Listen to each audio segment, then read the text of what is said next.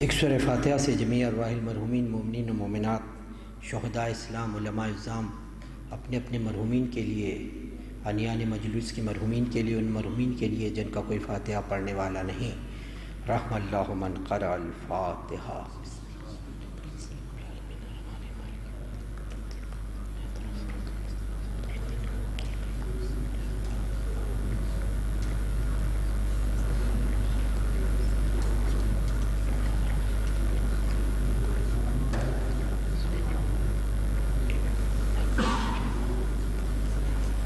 اعوذ باللہ السمیع العلیم من الشیطان اللعین الرجیم، بسم اللہ الرحمن الرحیم، الحمدللہ الذی ہدانا لہذا وما كنا لنهتدی لولا ان هدانا اللہ، لقد جاءت رسل ربنا بالحق، الصلاة والسلام علی النبی الامی مکی المدنی عربی القرشی الرسول المسدد والمصطفى الامجد محمود الاحمد ابو القاسم محمد صلوات واہل بیتہ الطیبین الطاہرین المعصومین المظلومین الذین اذهب اللہ عنہم الرجس وطہرہم تطہیرا، لا سیما بقیت اللہ فی الارضین الامام المنتظر والحجت ثانی عشر آیت اللہ العظمی والحجت الکبریٰ روحی وارواح العالمین لتراب مقدمہ الفدا، ولعن اللہ علی اعدائہم وعلی غاصب حقوقہم وعلی منکر فضائلہم من الان الى قیام یوم الدین، اما بعد فقد قال اللہ سبحانہ وتعالی فی محکم کتابہ الحکیم وہو اصدق الصادقین وقول الحق ان الدین عند اللہ الاسلام۔ درود بھیجیے محمد وآل محمد۔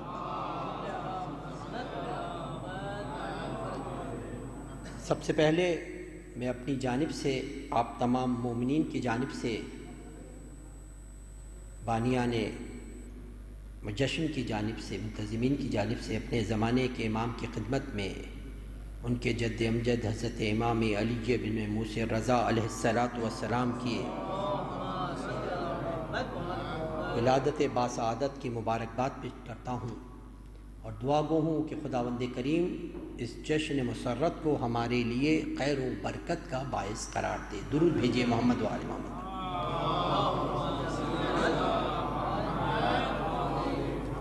ارشاد رب العزت ہو رہا ہے کہ دین تو اللہ کے نزدیک اسلام ہے، اور مذہبی اصطلاح میں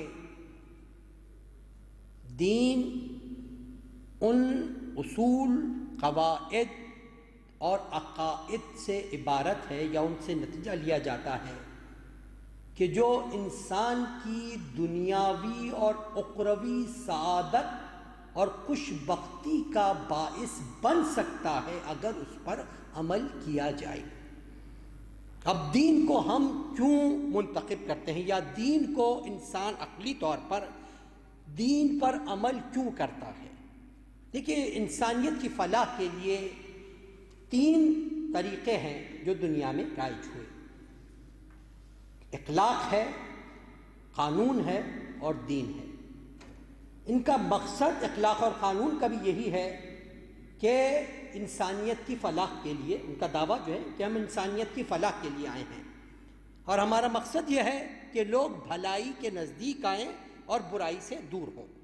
یہ دونوں کا بھی مقصد، اخلاق کا، دین اور قانون کا بھی مقصد یہی ہے، اور دین کا بھی مقصد یہی ہے۔ مگر اخلاق اور قانون میں کچھ نقائص ہیں اور عیب ہیں۔ اس میں تفصیل میں نہیں جانا کیونکہ مجھے امام علیہ السلام کے متعلق عرض کرنا، مگر مختصراً کہ ہم کیوں دین کو پسند کرتے ہیں۔ تو اخلاق و قانون میں کچھ نقص بھی ہیں اور کچھ کمی ہے۔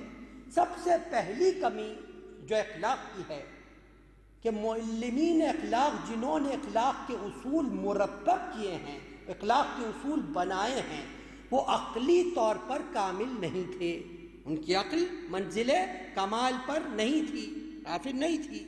لہٰذا یہ کیسے ہو سکتا ہے جو عقل کامل نہ ہو، جس میں نقص موجود ہو، وہ انسانی زندگی کی ہر زاویے سے انسانی زندگی کی اچھائیاں اور برائیاں سب چیزوں پر مکمل طور پر دسترس رکھتا ہو، کہ جہاں پر عقل ناقص ہو تو ضروری نہیں ہے کہ وہ تمام چیزوں کے برے کو کور کرے۔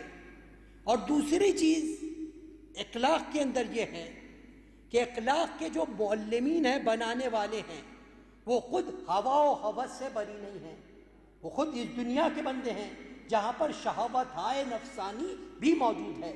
تو چونکہ عقل کامل نہیں ہے، لہٰذا یہ ممکن ہے کہ وہاں پر نادانستہ طور پر بغیر جانے بوجھے کچھ غلطیاں رہ جائیں، کچھ کمی رہ جائے، کیونکہ عقل کامل نہیں ہے۔ دوسرے طور پر چونکہ وہ ہوا و ہوس کے بندے ہیں، لہٰذا ہو سکتا ہے جان پہ بوجھتے بھی کچھ ایسی چیزیں رکھ دی جائیں جن پہ ان کا مفاد وابستہ ہو، تو لہٰذا دونوں چیزوں کی گنجائش ہے۔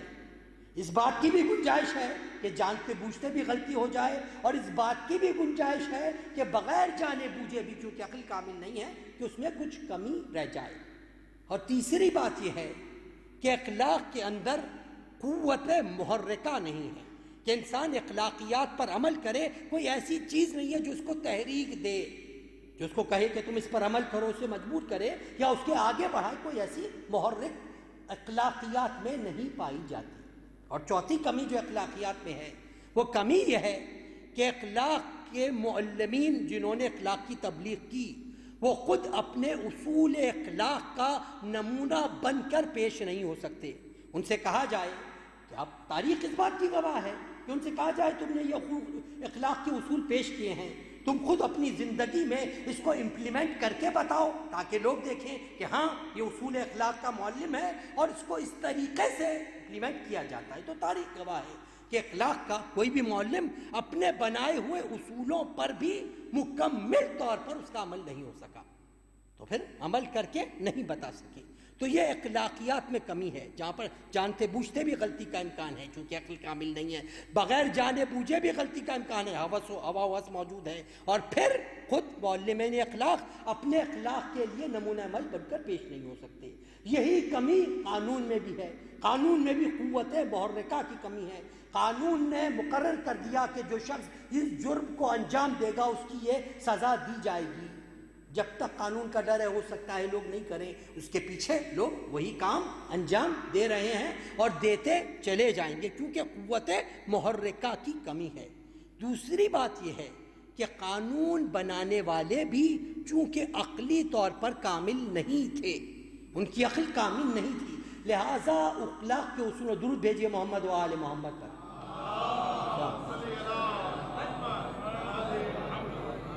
چونکہ عقل کامل نہیں تھی، لہٰذا اصول قانون کے کبھی بھی مکمل طور پر قانون بنانے والوں نے یہ نہیں کہا کہ یہ قانون جو ہم بنا رہے ہیں اس میں کوئی ترمیم نہیں ہوگی، اس میں کوئی تبدیلی نہیں ہوگی۔ نہیں، قانون میں برابر تبدیلیاں ہوتی رہتی ہیں۔ کیوں ہوتی رہتی ہیں؟ چونکہ عقل ناقص ہے۔ جب آپ کو پتہ چلا اس میں نقص ہے، آپ نے تبدیلی کر دی، اور یہ تبدیلیاں مستقل طور پر ہوتی رہتی ہیں، جو اس بات کی گواہ ہیں کہ عقلیں بنانے والے عقلی طور پر کامل نہیں تھے، لہٰذا قانون میں تبدیلی برابر ہوتی رہتی ہے۔ پھر تیسری بات یہ، چونکہ قانون بنانے والے بھی عام انسان تھے، لہٰذا وہاں پر نہ، جیسے میں نے کہا عقل کامل نہیں تھی تو جان بوجھ کے نہ، بغیر جانے بوجھے بھی غلطی کا امکان ہے، اور چونکہ ہوا و ہوس بھی تھی، لہٰذا جان بوجھ کے بھی اپنے مفادات کو پیش نظر رکھا گیا۔ جیسا کہ آپ جانتے ہیں کچھ ملکوں میں قانون ہے کہ وہاں پر جو نچلے درجے کے لوگ ہیں، وہ جو اونچے درجے کے پیشے ہیں وہ اختیار نہیں کر سکتے، قانون بنا دیا گیا۔ یہاں پر اس طریقے سے تضیق کی گئی، اس طریقے سے قانون بنا دیا گیا رنگ و نسل کے لحاظ سے کہ اس رنگ والے کو جو سہولتیں حاصل ہیں وہ اس سے الگ رنگ والے کو وہ سہولتیں حاصل نہیں ہیں۔ یہ قانون بنا دیا گیا، قانون میں یہ کمی ہے، قانون بنا دیا گیا۔ اس کے علاوہ قانون کو اس بات سے مطلب نہیں ہے کہ کوئی انسان اپنی جگہ پر کتنا برا کیوں ہو، اسے اس بات سے مطلب نہیں. ہاں اگر وہ انسان کسی دوسرے انسان کو ضرر پہنچائے گا تب قانون حرکت کے اندر آئے گا. یوں عرض کروں کہ اگر کوئی شخص اپنے جگہ پر جھوٹ بول رہا ہے قانون کو اس کا مطلب نہیں ہے. ہاں اگر وہ کسی کو دھوکہ دے گا تو قانون حرکت میں آئے گا. اسی طریقے سے کوئی بھی شخص اپنے مقام پر کتنا ہی ہوسناکی میں مبتلا کیوں نہ ہو قانون کو مطلب نہیں. ہاں کسی پہ جبر کرے گا تب قانون حرکت میں آئے گا. تو یہی قانون کی چیزیں ہیں. اس طریقے سے قانون بنایا گیا. اسی وجہ سے قانون میں قوت محرکہ نہیں ہے. جب تک قانون کا ڈر موجود ہے، جب تک قانون کی آنکھ دیکھ رہی ہے، لوگ قانون کی پابندی کرتے ہیں. مگر ادھر پتہ چلا قانون کی آنکھ نہیں دیکھ رہی. اور یہ مثالیں تو آپ کے سامنے موجود ہیں. قانون موجود ہے نا. اب جیسے آپ لوگ ماشاءاللہ ڈرائیونگ کرتے ہیں، بہت سارے لوگ ہیں جہاں پر آپ کو اندازہ ہے کہ یہاں پر کیمرہ آنے والا ہے، وہاں پر گاڑی اس رفتار میں کر دی جو حدود میں ہونی چاہیے، مگر جہاں پتہ چلا کہ کوئی کیمرہ نہیں ہے تو اپنی رفتار سے چلاتے چلے جا رہے ہیں. تو جہاں پر خوف موجود ہے کہ یہاں پر پکڑے جانے کا ہے وہاں پر ہے، جہاں خوف نہیں ہے وہاں پر انسان اپنی مرضی سے چیزوں کو چلاتا ہے. تو یہ قانون میں کمی تھی. یہ قانون میں چیزیں. اور پھر دوسری بات یہ کہ قانون کے بنانے والے خود اپنے بنائے ہوئے اصولوں کا نمونہ عمل بن کر پیش نہیں ہو سکے. یہی تاریخ ہے. تو یہ قانون اور اخلاق میں کمی تھی. مگر دین جب آیا تو دین نے یہ تمام کمیوں کو دور کر دیا. جتنے نقص تھے اس کو دور کر دیا. سب سے پہلی چیز یہ کہ دین کو بھیجنے والا وہ ذات الہی ہے جو عقل کل نہیں، عقل کا بنانے والا ہے. جو خالق عقل ہے وہ ہے بنانے والا دین کا، مذہب کا، وہ بنانے والا ہے. جہاں پر جو عقل کو خلق کرنے والا ہے تو وہاں پر اس بات کا امکان ہی نہیں ہے کہ نادانستہ طور پر کوئی خامی رہ جائے. کوئی خامی نہیں رہ سکتی، اس لیے کہ عقل کل ہے. دوسری بات یہ ہے جو دین کا بنانے والا ہے وہ ہوا و ہوس سے بری ہے. وہاں ہوا و ہوس نہیں ہے، وہ حق کی منزل پر ہے. ہر عیب کی صفت سے اس کی ذات مبرہ و منزہ ہے. کوئی عیب اس کی ذات میں پایا جا ہی نہیں سکتا، ہر عیب کی ذات سے مبرہ. اور تیسری چیز یہ ہے کہ اس کو قانون کو، میں نے کہا قانون کو مطلب کس سے ہے؟ جب آپ حرکت میں آئیں تو اسی لیے کہتے ہیں قانون کو افعال سے مطلب ہے، اوصاف سے مطلب نہیں ہے. آپ کے اندر جو صفتیں ہیں اس سے مطلب نہیں ہے. مگر دین وہ ہے جو انسان کے اوصاف کو بھی سدھارنے آیا ہے، انسان کے کام کو بھی سدھارنے آیا ہے. اوصاف سے بھی مطلب ہے، افعال سے بھی مطلب ہے، دونوں چیزوں سے مطلب ہے. اور دین کے اندر قوت محرکہ ہے. وہ تحریک کی قوت کیا ہے؟ خداوند کریم نے قرار دیا، اصول بتا دیے کہ دیکھو یہ دین ہم نے پیش کیا ہے. اس دنیا میں تمہیں اس طریقے سے رہنا ہے کہ گویا آخرت کے لیے تم کھیتی بو رہے ہو، یہاں بو گے وہاں کاٹو گے. یہ چند روزہ زندگی ہے، یعنی ماں کا اصول ہے یہ چند روزہ زندگی خدا نے تمہیں اس لیے عطا کی ہے، اس کو خدا کی مرضی کے مطابق یہاں گزار دو، وہاں پر زندگی اپنی مرضی کے مطابق گزارنا. یہاں خدا کی مرضی کے مطابق گزارو، وہاں پر جا کے اپنی مرضی کے مطابق گزارنا. یہ خداوند کریم، یہ قوت محرکہ ہے. جب انسان دیکھتا ہے کہ ہاں یہ چند روزہ زندگی ہے، ان چند روزہ روزوں میں اگر میں عمل کر لوں خدا کے دین پر تو آگے جا کے میرے لیے آسانیاں ہی آسانیاں ہیں. تو انسان میں تحریک پیش ہوتی ہے. اور بات جس کے لیے میں نے زحمت دی، قانون میں، اخلاق اور قانون کے بنانے والے نمونہ عمل بن کے پیش نہیں ہو سکتے تھے. مگر خدا نے جب دین کو پیش کیا تو اس کے ساتھ جب کبھی بھی کسی مذہب کو، دین کو پیش کیا، چاہے وہ موسیٰ کے زمانے میں ہو، چاہے وہ ابراہیم کے زمانے میں ہو، چاہے وہ عیسیٰ کے زمانے میں ہو، تو فقط شریعت کو پیش نہیں کیا بلکہ اس شریعت پر عمل کرنے والے ایک پیغمبر کی زندگی کو نمونہ عمل بنا کے پیش کیا. اسی لیے ارشاد ہوا لَقَدْ كَانَ لَكُمْ فِي رَسُولِ اللَّهِ أُسْوَةٌ حَسَنَةٌ. تمہارے لیے ہمارے حبیب کی زندگی میں بہترین نمونہ عمل ہے. ہمارا حبیب جو کہتا ہے، جو تمہیں بیان کرتا ہے، اس پر عمل کر کے بھی بتاتا ہے. پہلے خود عمل کرتا ہے اپنی ذات سے، تو پیغمبر کی زندگی کو نمونہ عمل قرار دیا، اور پیغمبر اکرم نے ارشاد فرمایا انی تارکن فیکم الثقلین کتاب اللہ و عترتی ان تمسکتم بہما لن تضلوا بعدی۔ دو گرا بہا چیزیں چھوڑے جا رہا ہوں، ایک کتاب خدا ہے، ایک میرے اہل بیت ہے، یہ دونوں ایک دوسرے سے ایسا تمسک رکھتے ہیں کہ جدا ہو ہی نہیں سکتے، یہاں تک کہ حوض کوثر پہ ہمارے سامنے پہنچیں گے۔ درود بھیجیے محمد و آل محمد۔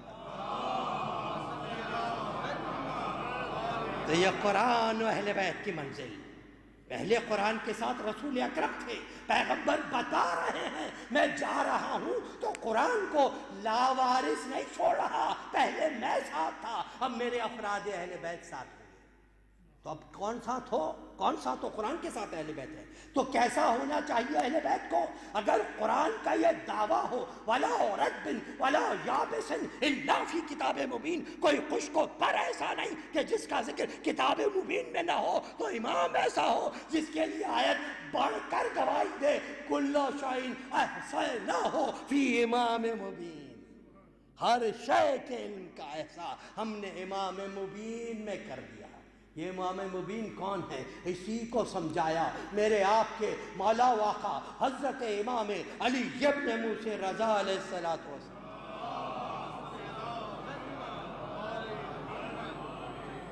کوفے میں ابتدائی زمانے میں جب امام کا انتقال ہو، شہادت ہو امام موسی بن جعفر علیہ السلام کی، تو آپ کوفہ میں وہاں پر آپ نے ارشاد فرمایا، امام علیہ السلام نے نازع کیا لوگوں کو دین کی طرف، کیونکہ ایک فرقہ اس زمانے میں پیدا ہو گیا جس کو واقفیہ کہا جاتا ہے، کہ جو امام موسی کاظم علیہ السلام تک امامت کا قائل ہے، اس کے بعد امامت کا قائل نہیں ہوا۔ امام کوفے تشریف لائے، امام نے ارشاد فرمایا کہ یا ایھا الناس، کیا وہ شخص سب سے زیادہ عادل اور منصف نہیں ہے کہ جو اپنے مدب مقابل کو، کہ جو اس سے بحث کر رہا ہو، اس سے مناظرہ کر رہا ہو، اسی کے مذہب، اسی کے نبی، اسی کی کتاب اور اسی کی شریعت کے ذریعے سے قائل کر دے؟ سب نے کہا بے شک، یقیناً۔ تو آپ نے ارشاد فرمایا یہ بات جان لو کہ حضرت محمد مصطفیٰ صلی اللہ علیہ وآلہ وسلم امامت کا اہل وہی ہے کہ جو امر امامت تفویض ہونے کے بعد اسی طریقے سے اپنا موقف اختیار کرے کہ جو موقف حضور قطمی مرتبت کا تھا۔ پھر آپ نے ارشاد فرمایا کہ امام وہی ہو سکتا ہے جو ہر قوم کے سامنے علمی بنیاد پر دلائل و براہین کے ذریعے سے اپنی امامت کو ثابت کرے۔ تو پوچھا گیا کہ مولا دلیل امامت کیا ہے؟ آپ نے ارشاد فرمایا امام وہ ہوگا کہ جو اہل توریت کو توریت سے، اہل زبور کو زبور سے، اہل انجیل کو انجیل سے، اہل قرآن کو قرآن سے، یعنی توریت والوں کو توریت سے دلیل دے، زبور والوں کو زبور سے دلیل دے، انجیل والوں کو انجیل سے دلیل دے، اور قرآن کو ماننے والوں کو قرآن مجید سے دلیل پیش کرے۔ پھر آپ نے ارشاد فرمایا کہ امام وہی ہوگا جو تمام زبانوں کو جانتا ہو، کوئی زبان ایسی نہ ہو جس کو وہ نہ جانتا ہو، اور ہر قوم کے حالات سے باخبر ہو۔ اور اس کے بعد صفتیں بتائی امام نے کہ امام وہی ہوگا اس کے علاوہ جو تقوی و پرہیزگاری کا حامل ہو، برائی کی صفات اس میں نہیں پائی جاتی ہوں، جو عادل ہو، منصف ہو، صاحب حکمت ہو، اور مہربان ہو، رحم دل ہو، لوگوں کو معاف کرنے والا ہو، مشفق ہو، رحیم ہو، نیکی میں آگے بڑھنے والا ہو، موثق ہو، کشادہ دل ہو، اور پھر ایسا ہو کہ اس کے امین ہو، صادق ہو۔ یہ صفات کا امام میں ہونا ضروری ہے، یہ امام کی منزل پر ہے۔ درود بھیجیے محمد و آل محمد۔ اور ان صفات حسنہ پر اگر کوئی شخصیت و ہستی پوری اترتی ہے تو ان میں سے ایک ہستی حضرت امام علی ابن موسی رضا علیہ السلام کی ہے، کہ آپ کی ولادت باسعادت سن 153 ہجری مدینہ منورہ میں آپ کی ولادت باسعادت ہے۔ القاب بہت کثیر ہیں جس میں لفظ رضا وہ ہے، جس کا خاص طور پر آپ نے بارہا تذکرہ سنا کہ وہ رضا اس لیے عطا کیا گیا کہ زمین و آسمان میں کوئی ایسا نہیں کہ جو آپ کی امامت و ولایت سے راضی نہ ہو۔ یہ رضا کے مطلب، یہ رضا کا معنی۔ اور امام علیہ السلام کی امامت پر ایک خاص نص ہے، خاص نص ہے۔ دوسرے ائمہ کے پاس ہمیں یہ طریقہ نظر نہیں آتا۔ یہ خصوصیت امام رضا علیہ السلام کی ہے کہ امام موسی کاظم علیہ السلام جب آپ ہارون کی قید میں جانے کا امکان ہوا کہ اب آپ ہارون کی قید میں جا رہے ہیں، تو آپ نے مدینے میں 17 بنی ہاشم کے اکابرین کو جمع کیا اور ان کے سامنے آپ نے تحریر کی اور آپ نے بتایا کہ میرے بعد علی ابن موسی رضا میرے جانشین ہوں گے، امامت امام علی ابن موسی رضا تک پہنچے گا۔ اور اس پر آپ نے 60 مدینے کے اکابرین سے دستخط لیے۔ تو امام کی ولایت و امامت کا یہ اہتمام دوسرے ائمہ کے پاس اس طریقے سے نظر نہیں آتا۔ یہ خصوصیت ہے امام موسی رضا علیہ السلام کی۔ اور پھر امام علیہ السلام کا محمد بن فضل ہاشمی بیان کرتا ہے کہ میں امام موسی کاظم علیہ السلام صلاۃ والسلام، درود بھیجے محمد و آل محمد، کہ آخر وقت میں امام کی شہادت سے 2 دن پہلے میں امام کے پاس تھا۔ امام نے مجھے تبرکات دیے اور کہا کہ محمد بن فضل تم مدینے چلے جاؤ اور یہ تبرکات ہمارے فرزند علی ابن موسیٰ رضا کے سپرد کر دینا کہ وہی میرے جانشین ہوں گے۔ محمد بن فضل بیان کرتا ہے کہ میں مدینے پہنچا اور امام علیہ السلام کو تبرکات پیش کیے اور کہا مولا میں اب بصرے جا رہا ہوں، کیونکہ بصرے میں نے سنا ہے کہ بڑا اختلاف پیدا ہو گیا ہے آپ کی امامت پر، تو میں وہاں جا کر کیا کوشش کروں؟ آپ نے ارشاد فرمایا پہلے میرا پیغام اہل بصرہ کو پہنچا دینا اور میرے بابا کی جو وصیت تھی اس سے آگاہ کر دینا، میں 3 دن کے بعد خود آنے والا ہوں۔ تو وہاں پر محمد بن فضل بیان کرتے ہیں کہ محمد بن فضل نے جب اہل بصرہ کے سامنے، تقی افراد کے سامنے امام کی حدیث کو پیش کیا اور بتایا امام علیہ السلام کے متعلق، تو عمرو بن حداب کہ جس کو اہل بصرہ نے اپنا نمائندہ منتخب کیا تھا، وہ کہنے لگا ہے محمد بن فضل ہمارے سامنے درمیان حسن بن محمد بن امام جعفر صادق علیہ السلام موجود ہیں اور یہ صاحب فضل و حکمت ہیں اور بنی ہاشم میں صاحب فضل ہیں۔ امام علی رضا تو ابھی نوجوان ہیں، یہ ان کی عمر رسیدہ بھی ہیں، تو ہم بہتر سمجھتے ہیں کہ اپنے مسائل میں احکامات میں ان کی طرف رجوع کریں، حسن بن محمد کی طرف۔ تو آیت بتاتی ہے حسن بن محمد خود وہاں تشریف فرما تھے، انہوں نے عمرو بن حداب کو مخاطب کر کے ارشاد فرمایا یہ تم کیا کہہ رہے ہو؟ علی ابن موسی رضا بے شک مجھ سے بہت زیادہ شرف و فضیلت کے حامل ہیں اور اس بات کے اہل ہیں کہ وہ جانشین ہو اپنے باپ کے، منصب امامت ان کو نصیب ہو، اور وہ 3 دن میں خود تشریف لے آ رہے ہیں۔ تمہیں جو کچھ معلوم کرنا ہے انہی سے پتہ کر لینا، وہ آ کر تمہارے سوالوں کے جواب دیں گے۔ 3 دن بعد امام علیہ السلام تشریف لائے اور آپ نے جناب حسن بن محمد کے گھر ہی قیام کیا اور آپ نے کہا کہ ایسا ممکن ہے کہ اکابرین کو جمع کیا جائے، میں ان کے سامنے کچھ بات کرنا چاہتا ہوں۔ تو حسن بن محمد نے تمام لوگوں کو جمع کیا جس میں نصرانی بھی تھے اور دوسری قوم کے بھی افراد تھے۔ روایت بتاتی ہے ایک بڑا جمع غفیر امام علیہ السلام کے سامنے جمع ہوا۔ امام علیہ السلام نے پہلے اپنا تعارف کرایا کہ میں فرزند ہوں، ہمیں اسی کاظم کا تعارف جب ہو چکا، اس کے بعد عمرو بن حداب کھڑا ہوا اور اس نے کہا یہ شخص جو تھا تواریخ میں یا تو ناصبی تھا یا زیدیہ یا معتزلہ فرقے کا ماننے والا تھا، اس نے کہا کہ ہمیں آپ کے متعلق محمد بن فضل نے ایسی باتیں کہی ہیں کہ جس کو دل نہیں مانتا۔ آپ نے ارشاد فرمایا محمد بن فضل نے تم سے کیا کہا ہے؟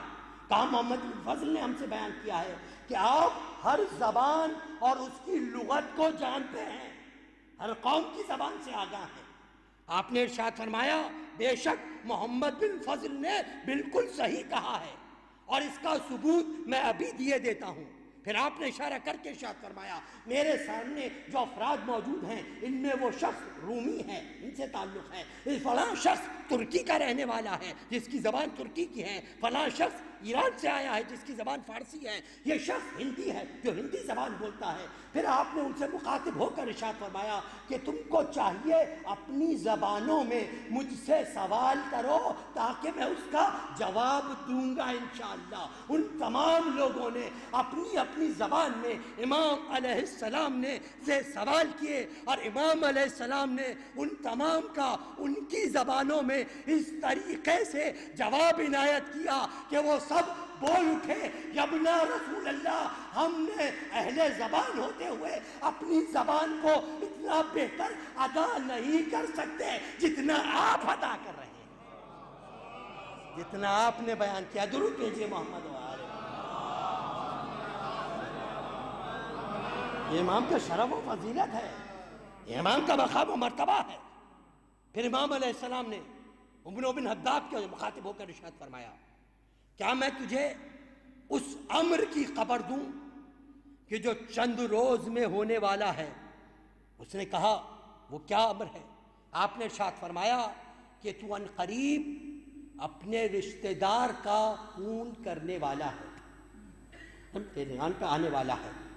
تو اس نے کہا یہ تو غیب کی خبر ہے، اور غیب کی خبر سوائے اللہ کے کوئی نہیں جانتا۔ تو آپ نے ارشاد فرمایا کیا تو نے سورہ جن کی تلاوت نہیں کی؟ خداوند کریم ارشاد فرما رہا ہے عالم الغیب فلا یظہر غیبہ احدا الا من ارتضی من رسول۔ سورہ جن کی آیت مفید آیا، خداوند کریم ارشاد فرما رہا ہے خدا عالم غیب ہے، وہ اپنے غیب سے کسی کو مطلع نہیں کرتا الا سوائے ان کے جو اپنے انبیاء میں سے جن کو خدا منتخب کر لے۔ مرتضی سورہ 26ویں آیت مفید آیا سورہ جن کی، جن کو خدا منتخب کر لے۔ تو آپ نے ارشاد فرمایا خداوند کریم نے ہمارے جج حضرت محمد مصطفیٰ صلی اللہ علیہ وآلہ وسلم کو منتخب فرمایا، وہ مرتضیٰ کی منزل پر تھے جن کو منتخب کیا، اور چونکہ ہم ان کے جانشین ہیں لہذا خداوند کریم نے ہمیں بھی اتنا ہی علم غیب عطا فرمایا جتنا وہ عطا کرنا چاہتا تھا۔ اس کی عطا ہے، اس نے ہمیں بھی عطا فرمایا۔ ہم بھی ان چیزوں سے واقف ہیں کہ جو واقعات لوگوں کو پیش ہونے والے ہیں ان سے ہم آگاہ ہیں۔ اور پھر تجھے میں خبر دیتا ہوں کہ اگر میری یہ بات جھوٹی رہے تو تو میرے تمام احکام کو رد کر دینا، اور اگر یہ میری بات صحیح ہو جائے تو یہ بات سوچنا کہ تو نے خدا و رسول کے قول کو جھٹلایا ہے۔ اور سن، میں نے جو امر کہا ہے قتل کا وہ 5 دن کے اندر رونما ہونے والا ہے۔ پھر اس کے بعد ارشاد فرمایا تو ان قریب ایسا اندھا ہو جائے گا کہ تجھے کوئی چیز سجائی نہیں دے گی۔ پھر ارشاد فرمایا کہ تو ایک غلط گواہی دے گا جس کے غضب میں تو مبروس ہو جائے گا، برس کا برس تجھے مبتلا ہو جائے گا۔ محمد بن فضل کہتے ہیں کہ امام علیہ السلام تو دوسرے دن وہاں سے تشریف لے گئے، مگر جیسا امام نے کہا تھا وہ چند دنوں کے اندر ہی وہ تمام واقعات رونما ہو گئے۔ اور پوچھنے والے نے عمر بن حداب سے پوچھا کہ مولا نے جو کچھ علی ابن موسی رضا نے کہا تھا وہ تمام انجام پذیر ہوا یا نہیں؟ اب تو گواہی دیتا ہے؟ کہا ہاں، میں اس وقت بھی جانتا تھا جو یہ کہہ رہے ہیں وہ سچ کہہ رہے ہیں، مگر کیا کروں، دل کے اندر جو کدورت تھی اس سے مجبور تھا۔ اللہ نہ کرے کہ یہ کدورت کسی کے دل میں آئے۔ جب جانتے ہیں کہ کیا مقام و منصب ہے مگر اقرار کرنا بڑی بات ہے۔ قبولیت کی منزل تو یہ ائمہ کی منزل ہے، یہ ائمہ کا مقام ہے۔ اور مولا کون ہے؟ جو جس طریقے سے زندہ کو جانتا ہے اسی طریقے سے مردہ کی زندگی کو بھی جانتا ہے، اسی طریقے سے جانتے ہیں۔ ابن وشا بیان کرتے ہیں کہ میرے مولا نے ایک دن مجھے طلب کیا، میں حاضر ہوا تو آپ نے ارشاد فرمایا کہ ابن وشا آج کے دن حمزہ بن علی باطنی کا انتقال ہو گیا ہے جو کوفے کا رہنے والا ہے، اور اس سے لوگوں نے جب قبر میں گیا منکر نکیر نے سوال کیے، توحید کا سوال کیا، گواہی دی، رسالت کا سوال دیا، گواہی دی، امامت کا سوال کیا تو اس نے میرے والد تک، واقفیہ مذہب کا ماننے والا تھا، میرے والد تک تمام چیزوں کے ائمہ کی گواہی دی. اس کے بعد پوچھا تیرا امام کون ہے؟ تو میرے والد پر آ کر اس کی زبان لڑکھڑا گئی، کیونکہ واقفیہ تھا، میری امامت کا قائل نہیں تھا. فرشتوں نے 3 بار پوچھا کہ تیرا امام کون ہے، مگر جب میرے والد پر آ کر رک گیا، میری گواہی نہیں دی، تو فرشتوں نے ان کے ہاتھوں میں منکر نکیر کے کچھ چیز تھی، اس کو ہلایا تو اس کی قبر آگ سے بھر گئی.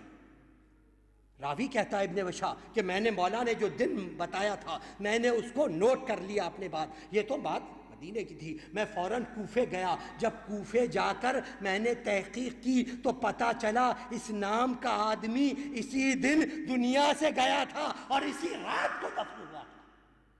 اسی رات کو دفن ہوا تھا. یہ باپ کی منزل ہے.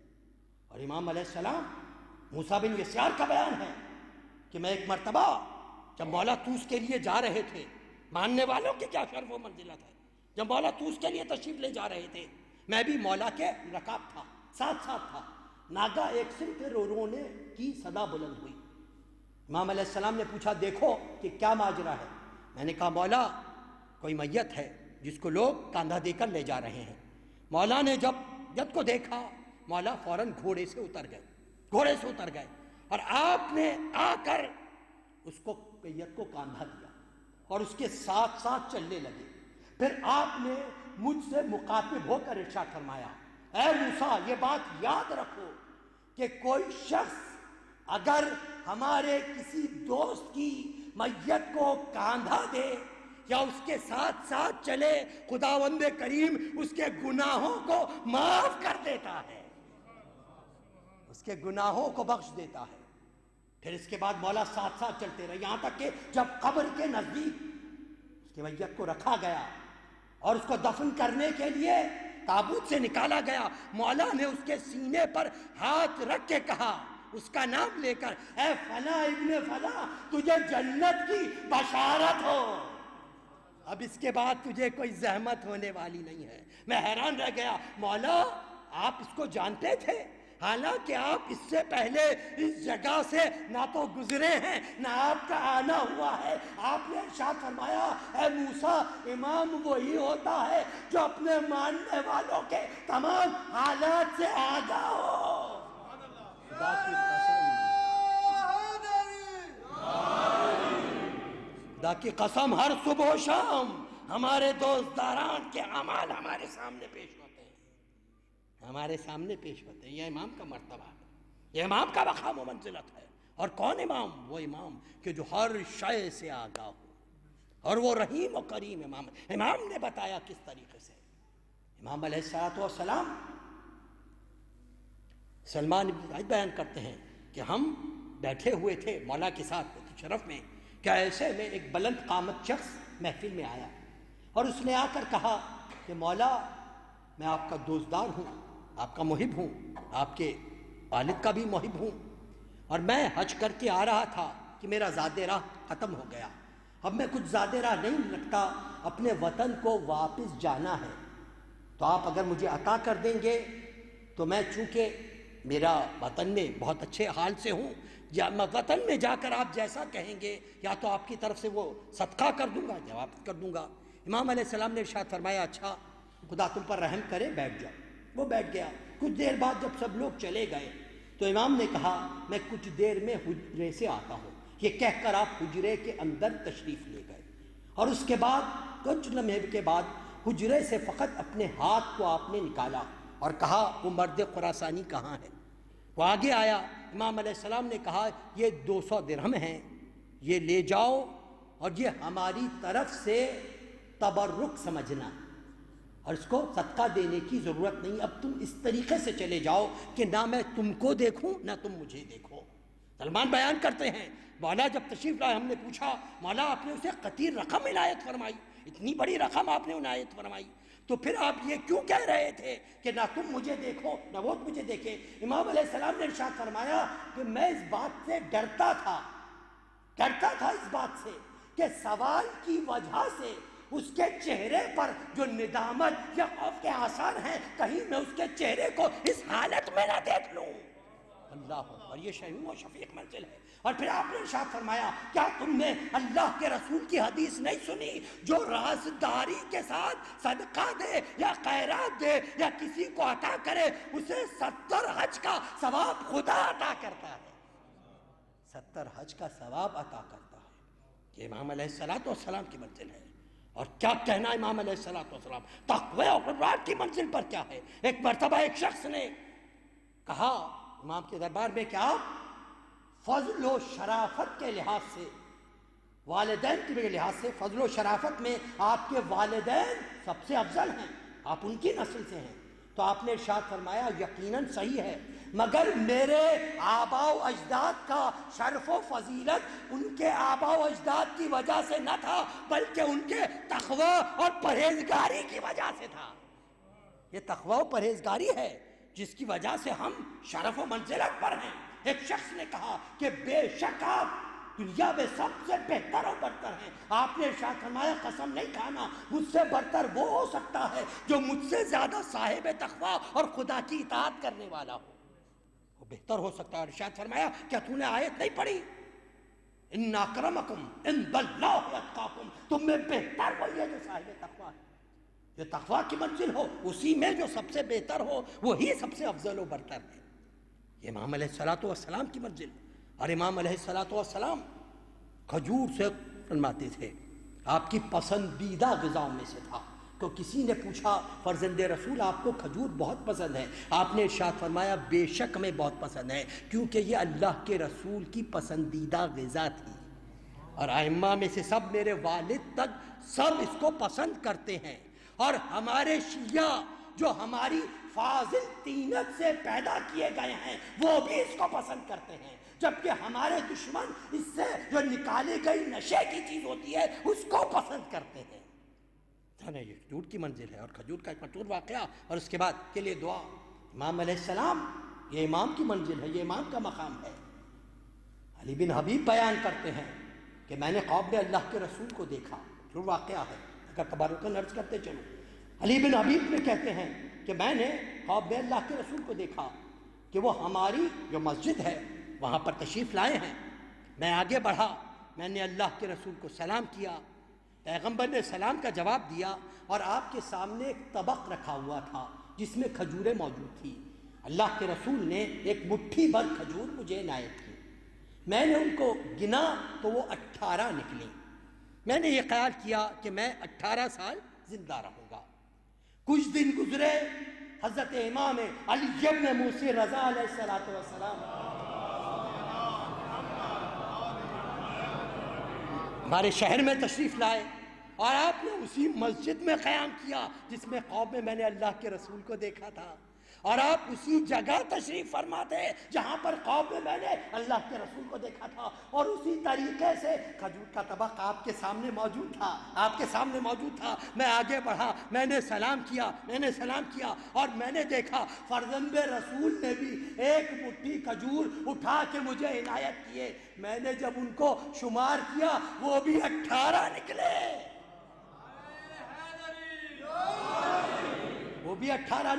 میں نے ہاتھوں کو جوڑ کے عرض کی فرزند رسول مجھے کچھ اور عنایت کیجئے۔ تو آپ نے مسکرا کے فرمایا اگر خواب میں میرے جد نے زیادہ دی ہوتی، یہ دسترس امامت کی منزل ہے، اگر زیادہ دی ہوتی تو میں بھی دے دیتا۔ یہ امام علیہ السلام کی منزل، یہ امام علیہ السلام کا مقام، اور وہ امام کہ جو شفیق ہے، رحیم ہے، کریم ہے، عطا کرنے والا ہے، وہ امام کہ جس کے دربار میں آپ جائیں تو آپ کو احساس ہوتا ہے کس جگہ پر آئے ہیں، کس بادشاہ کا دربار ہے۔ مجھے ابھی زیارت کا شرف حاصل ہوا، یہ امام کی ہے کہ اگر انسان ذرا سی توجہ کے ساتھ امام علیہ السلام کے گنبد کی طرف دیکھے وہ عقیدت انسان کے دل میں آتی ہے، اور جب انسان امام کے حرم اقدس میں داخل ہوتا ہے، روضہ اقدس کے پاس آتا ہے، تو ہر شخص آپ کو معرفت کے ساتھ ہاتھوں کو اٹھا کے ان کے توسل سے مانگتا ہوا نظر آ رہا ہے۔ کوئی اولاد کو مانگ رہا ہے، کوئی خوشیاں مانگ رہا ہے، ہر ایک کو عطا ہوتی ہے۔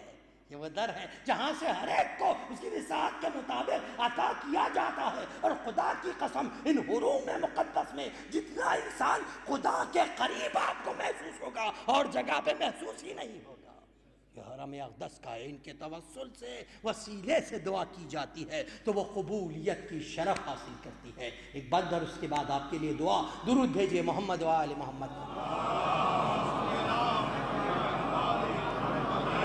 کہتے ہیں کہ تو اپنے ایک جام پہ نازاں ہے ساقیہ، تو اپنے ایک جام پہ نازاں ہے ساقیہ۔ اشرف عباس صاحب کی نظر، تو اپنے ایک جام پہ نازاں ہے ساقیہ، 14 پلانے والے ہیں پرواہ ہے مجھ کو کیا، بتلائے دیتا ہوں تجھے میخانوں کا پتہ، بطحا و کاظمین خراساں و سامرا، خورشید مدعا میرا برج شرف میں ہے، ایک کربلا میں ایک میرا ساقی نجف میں ہے۔ مومنین کو ولادت باسعادت حضرت علی ابن موسی رضا علیہ السلام مبارک ہو۔ خداوندہ تجھے اس ولادت باسعادت کا واسطہ، یہ تمام مومنین حاجت مند ہیں، ان کی حاجات شرعیہ کو پورا فرما۔ جو مومن حج و زیارات کے مشتاق ہیں حج و زیارات سے مشرف فرما، جو مومنین بیمار ہیں ان کو صحت کامل عطا فرما، جو مومنین لا ولد ہیں ان کو اولاد صالح عطا فرما، جو صاحب اولاد ہیں ان کو اولاد کی صحیح تربیت کرنے کی توفیق عطا فرما، جو مومنین اپنے بہنوں بیٹیوں کے رشتوں کی وجہ سے پریشان ہیں ان کو بہترین کفو عنایت فرما۔ مومنین و مومنات، مسلمین و مسلمات جہاں کہیں بھی آباد ہیں ان کی جان و مال و عزت و آبرو کی حفاظت فرما، ہمارے مقامات مقدسہ کی حفاظت فرما، مراجع الزام کی حفاظت فرما، ظہور امام تاجیل فرما، یاور و انصار میں شامل ہونے کی توفیق عطا فرما۔ درود بھیجئے محمد و آل محمد پر۔ ہماری بڑی خوش نصیبی ہے کہ ہمارے درمیان جناب اشرف عباس صاحب تشریف فرما ہیں، جو یقیناً جب کبھی بھی سلام کی تاریخ لکھی جائے وہ جناب اشرف عباس صاحب کے بغیر مکمل نہیں ہو سکتی۔ اور میں ابھی بھی کانوں میں اشرف عباس صاحب کا اگرچہ مصائب کا شعر ہے مگر میں جب کبھی بھی تصور کرتا ہوں جناب اشرف عباس صاحب کا یہ شعر نشتر پاک میں ہمیشہ میرے ذہن کان میں گونجتا ہے کہ جب کسی دل نے کسی غم میں کہا ہائے حسین، دور تک عالم غربت میں نظر آئے حسین۔ بڑی بڑی توفیق ہے، ان کی صحت و سلامتی کے لیے ایک مرتبہ بآواز بلند درود ارشاد۔